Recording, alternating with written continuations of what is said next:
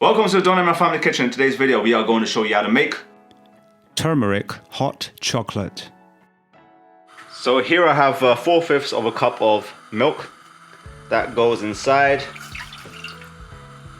1 tablespoon of cacao powder, half a teaspoon of turmeric, a pinch of black pepper.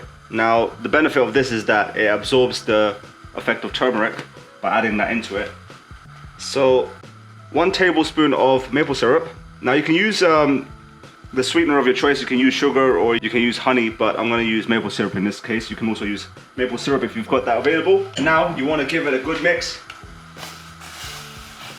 Okay, let that mix in. Now this is an interesting combination of turmeric and chocolate merging together.